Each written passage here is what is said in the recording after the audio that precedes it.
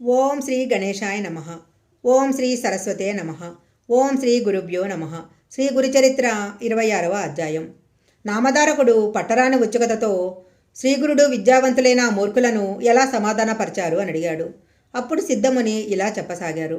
శ్రీగురుడు కొంచెం తీవ్రమైన కంఠంతో ఆ మూఢులకిలా బోధించారు. మీరు ఈ విధంగా మాట్లాడటము దుస్సాహసమే అవుతుంది. ఎవరైనా వేదవిధులు అనుకోవటము దుస్సాహసము. వేదాల లక్ష్యము పరమార్థమే కానీ ధనము, కీర్తి, అహంకారము కాదు. సమదర్శనమే పండిత లక్షణము. నిజానికి వేదాలను సంపూర్ణంగా తెలుసుకున్న వారెవరూ లేరు. వేదము అద్యంతరహితము, అపారము. దానిని పూర్తిగా తెలుసుకోవటము బ్రహ్మదేవుడికే సాధ్యం కాలేదు. పూర్వము భరద్వాజ మహర్షి వేదాన్ని సంపూర్ణంగా అధ్యయనం చేయాలనుకుని బ్రహ్మచర్యము అవలంబిస్తాడు. బ్రహ్మదేవుని వరంతో 3 సార్లు దీర్ఘాయువు పొందాడు. 4 యుగాలు 5,000 సార్లు పునరావృతమైతే బ్రహ్మకు ఒక పగలు.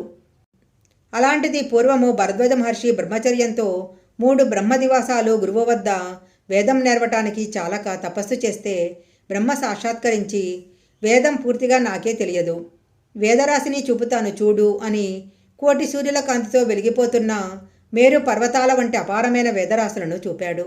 భరద్వాజుడు అది చూసి భయపడి, అయ్యో, నేనింతకాలమూ పఠించిన వేదమంతా కలిసి ఇందులో పిడికడైనా లేదు.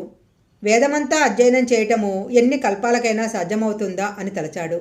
నాకు అవసరమైనది మీరే నిర్ణయించి ప్రసాదించండి అన్నారు.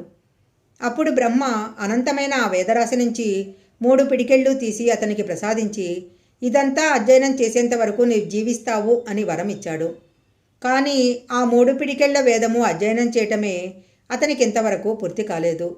కాబట్టి సాక్షాత్తు నారాయణుడే బాధనారాయణుడిగా అవతరించి వేదాన్ని 4 భాగాలుగా విభజించి వాటిని పైలుడు, వైశంపాయనుడు, జైమిని, సుమంతుడు అను శిష్యులకు ఒక్కొక్క వేదం చొప్పున తెలిపాడు. వారు కల్పాంతం వరకు అభ్యసించి కూడా వాటిని పూర్తిగా తెలుసుకోలేకపోయారు.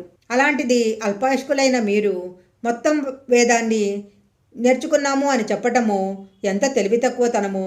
వేదమంతా నేర్చుకోవటము ఎవరికీ సాధ్యం కాదు. అందుకే వ్యాసుడు దానిని 4 భాగాలుగా విభజించాడు అని చెప్పాడు.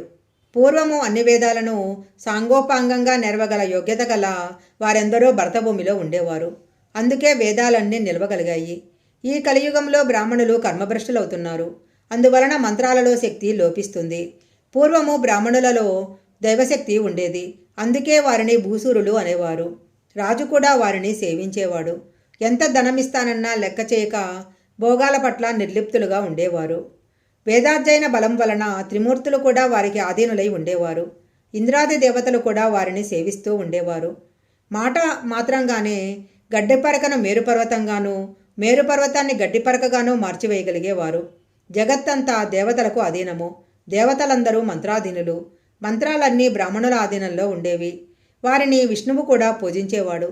కానీ ఈ కలియుగంలో బ్రాహ్మణులు ధనాశతో వినకూడని వారి ఎదుట కూడా వేదం చదువుతున్నారు. అట్టి వారి ముఖమైనా చూడకూడదు. అలాంటప్పుడు మీరు వేదవేత్తలమని విర్రవిగుతూ బ్రాహ్మణులందరినీ ఇలా అవమానించటం వలన మీకు ఒరిగేదేముంది? ఇట్టి దుస్సంకల్పాన్ని ప్రేరేపించినది ఎవరు? మిమ్మల్ని మీరు పొగుడుకొని జయపత్రాలు పోగు చేసుకోవడమే గాక త్రివిక్రముని కూడా జయపత్రిక ఇవ్వమంటున్నారే.